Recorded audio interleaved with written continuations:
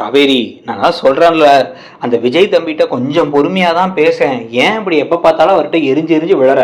அப்படின்னு வந்து இப்ப சாரதா கேட்கும் பொழுது, "மா பேசாம இருங்கம்மா. உங்களுக்கு எதுவுமே தெரியாது.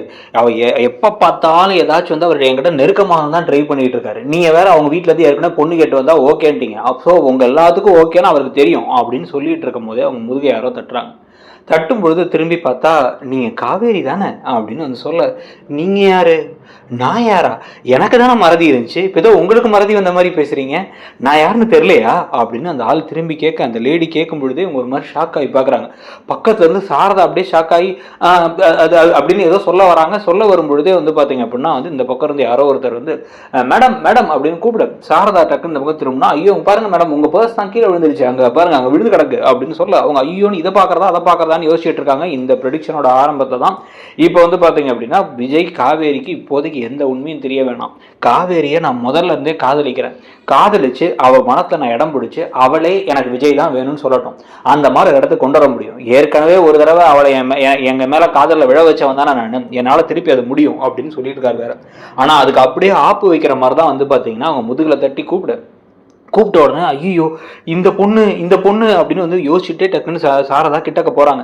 கிட்டக்க போக அதே சமயத்தில் இந்த பக்கம் வந்து பார்த்தீங்க அப்படின்னா வந்து, "என்னப்பா எப்போ பார்த்தாலும் இப்பெல்லாம் வந்து ஸ்கூலுக்கு ரொம்ப அழகா ரெடியாகவே வரீங்க, பெர்ஃப்யூம் அடிச்சுக்கிறீங்க, இன்னைக்கு கூட காலைல பார்த்தா திருப்பி ஒரு தடவை ட்ரிம் பண்றீங்க, எங்க மிஸ்டர் வந்து பேசுறதுக்கு நீங்க ஏன் அழகா இருக்கணும்?"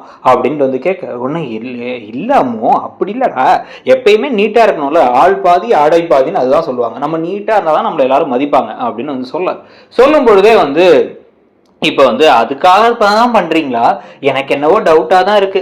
ஒருவேளை நான் ஒன்று கேட்டா நீங்க என்ன திட்டக்கூடாது அப்படின்னா, என்ன அப்படின்னா, இல்லை எங்க மிஸ்ஸை வந்து எனக்கு தான் அம்மா இல்லைல்ல, அதனால எங்க மிஸ்ஸை எனக்கு அம்மா வாக்கிடலாம், நம்ம வீட்லயே வச்சுக்கலாம்னு நீங்க நினைக்கிறீங்களா அப்படின்னு அம்மு கேட்டோன்னே ஷாக் ஆயிடுறாரு விஜய்.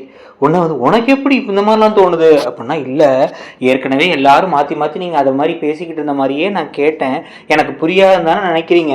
எனக்கு ஆனால் வந்து மிஸ்ஸு நம்ம வீட்டுக்கு வந்து நான் என் கூடவே இருந்தால் எனக்கு சந்தோஷம்தான், நான் ரொம்ப ஹாப்பியாக இருப்பேன். எல்லாருக்குமே வந்து எல்லா ஃபங்க்ஷனுக்கும் வந்து அப்படியே அப்பா அம்மான்னு சேர்ந்து வராங்க, ஆனால் எனக்கு மட்டும் அப்பா மட்டும்தான் வருவாங்க, எனக்கும் அம்மா வரணும்னு ஆசையாக இருக்குல்ல அப்படின்னு வந்து சொல்லிட்டு வந்து அப்படியே காரை நிப்பாட்டும் பொழுது தான் அவரும் பார்க்குறாரு, யாரோ காவேரி கிட்டக்க போய் கூப்பிட்டு பேசுறாங்கிறது. குடுகுடுன்னு அவர் இறங்கி ஓடி வந்து, அப்படி அது நம்ம அப்படின்னு கிட்டக்க இறங்கி ஓடி வந்து பார்த்தாதான் இவர் நினைச்சது சரிதான், அது வெண்ணிலா வந்து அங்கே நின்றுட்டு இருந்து, "நான் வெண்ணிலா, என்ன உங்களுக்கு தெரியலையா?" அப்படிங்கும் போது சாரதா வந்து, "இல்லைம்மா உனக்கு லேட் ஆகிடுச்சுட்டா காவேரி கிளம்பு" அப்படின்னா வந்து, "இல்லைங்க எனக்கு ஒரு ஆக்சிடென்ட்ல எல்லாம் மறந்துடுச்சு." "ஓ மறந்துடுச்சா? உண்மையாக சொல்ற, என்ன ஆச்சு? என்ன மாதிரி உனக்கும் ஆயிடுச்சா? என்ன எனக்கு நடந்த மாதிரி சொல்ற?" அப்படின்னா வந்து, "இல்லை நீங்க யாருன்னு எனக்கு தெரியல." "நான் வெண்ணிலா." "ஓ உனக்கு மறந்துருச்சுங்கிறியா? விஜயோட ஃபர்ஸ்ட் லவ், அதுக்கப்புறம் நீயே எங்களுக்கு சேர்த்து வைக்கலாம் ட்ரை பண்ணியே, ஒரு பெரிய கதை, இப்போ இதான் என் ஹஸ்பண்ட்." அப்படின்னு சொல்ல, "விஜயா?" அப்படின்னா வந்து, "ஆமாம் உன் ஹஸ்பண்ட் விஜய்." அப்படிங்கும் போதே ஷாக் ஆயிடுறாங்க இப்போ காவேரி. ஷாக் ஆகி இப்படி திரும்பி பார்க்க, அதே சமயத்தை விஜய் ஓடி வந்து, "விஜய் வந்துட்டீங்களா?" அப்படின்ட்டு, "இது என் பொண்ணு இந்த ஸ்கூலில் தான் சேர்த்துருக்கேன்." அப்படிங்கும் பொழுது அம்மாவும் பின்னாடி வராங்க. "இது யாரு உங்க பொண்ணா? அழகா இருக்கா, அப்படியே காவேரி மாதிரியே இருக்காளே." அப்படின்னு வந்து என்னம்மா பேசுறாங்க இவங்க, என்ன பேசுறாங்க அப்படிங்கும் பொழுது வந்து, "என்ன பேசுறாங்களா?